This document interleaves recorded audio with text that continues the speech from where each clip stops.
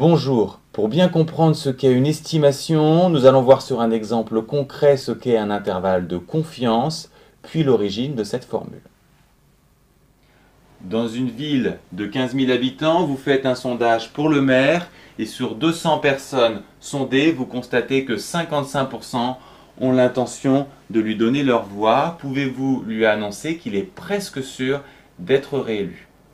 Là encore, il y a une formule mathématique pour répondre qui donne un intervalle, mais cette fois-ci, ce n'est pas un intervalle de fluctuation à 95%, mais un intervalle de confiance à 95%.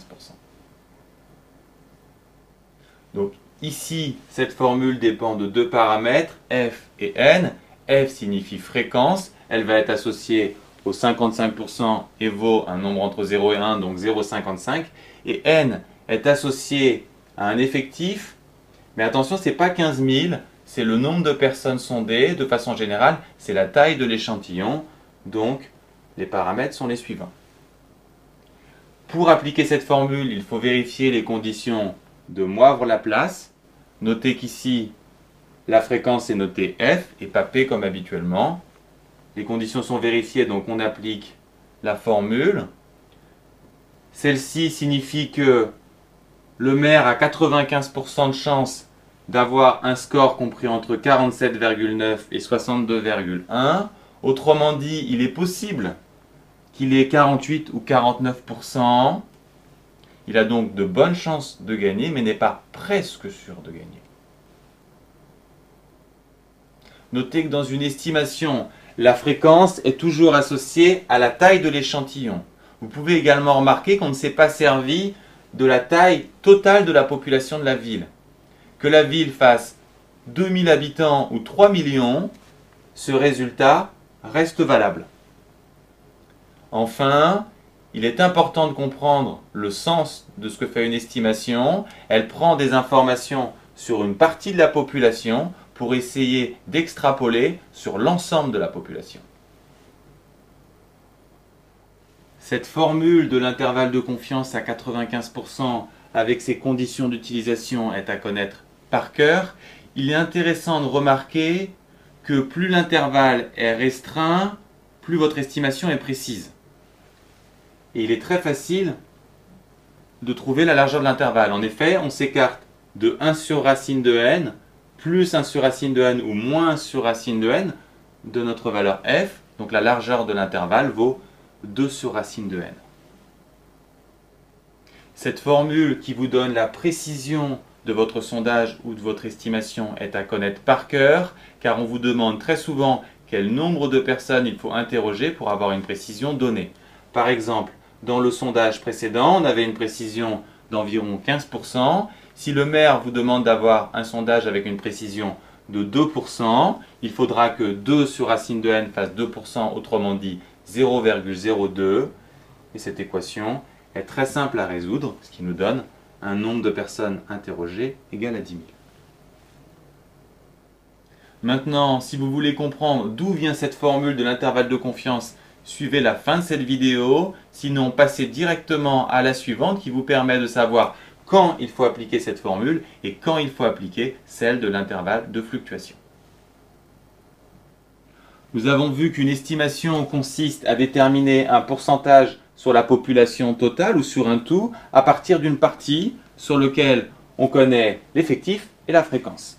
Il est important de comprendre que c'est le problème inverse de l'intervalle de fluctuation. En effet, dans un intervalle de fluctuation, on connaît les informations sur le tout et on cherche des informations sur la partie. Dans notre problème sur les pizzas au jambon, on savait que globalement, 40% des pizzas étaient au jambon et on cherchait l'information pour un jour donné. Nous avions déterminé cette formule et pour schématiser la situation, on va noter F1 cette borne et F2 celle-ci. Dans le problème de l'intervalle de fluctuation, on se demande comment f fluctue autour de p. Autrement dit, de combien f peut s'écarter de p.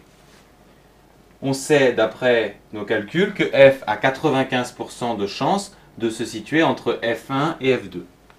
Il faut également remarquer que p est au milieu de l'intervalle de fluctuation. Autrement dit, l'écart entre p et f doit être inférieur à l'écart entre P et F2, inférieur à cette distance, autrement dit, cette formule. Et si on remarque que F2, c'est cette expression, si on enlève P, on a tout simplement cette expression. Pour l'estimation, on est face au problème inverse, on connaît F et on se demande de combien peut s'écarter P de F, autrement dit quel est l'écart maximum entre P et F, et cet écart maximum, on vient de le trouver avec l'intervalle de fluctuation. On peut toujours appliquer cette formule, donc P doit se trouver à 95% sur cet intervalle. Seul problème, cet écart est exprimé en fonction de P qu'on ne connaît pas. Pour éliminer P de cette expression, on va chercher un maximum pour racine de P 1 moins P. L'inconvénient, c'est qu'on va perdre en précision, mais l'avantage, c'est qu'on aura une réponse. Alors, première chose, pour démarrer, c'est se souvenir que P est une fréquence, donc comprise entre 0 et 1. Pour trouver le maximum de cette expression, on va s'intéresser à x1 moins x, toujours sur 0, 1. Pour trouver un maximum, on va chercher à faire le tableau de variation, et donc on fait la dérivée.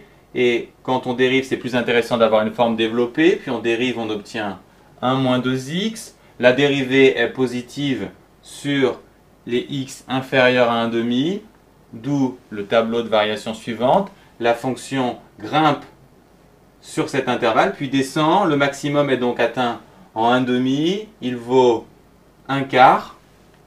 Et donc, x fois 1 moins x est toujours inférieur à 1/4, son maximum. Pour avoir le maximum de cette expression, il ne nous reste plus qu'à appliquer une racine. Et comme la racine est croissante, les inégalités sont conservées. Par conséquent, racine de x1 moins x est plus petit que 1,5. Et donc, même chose, racine de P1 moins P va être plus petit que 1,5. Si on multiplie par 1,96, on sera inférieur à 1,96 sur 2, qui est un peu plus petit que 1. Donc, notre écart est inférieur à 1 sur racine de n. Et donc, l'écart entre P et F, que ce soit P par rapport à F ou F par rapport à P, est au maximum de 1 sur racine de n. Donc, si on connaît P, F va être compris entre P moins 1 sur racine de n et P plus 1 sur racine de n. Et même chose pour F, ce qui nous donne notre intervalle de confiance. Enfin, comme nous étions partis d'un intervalle de fluctuation à 95%, tous nos calculs ont été faits au seuil de 95%. On a donc obtenu un intervalle de confiance à 95%.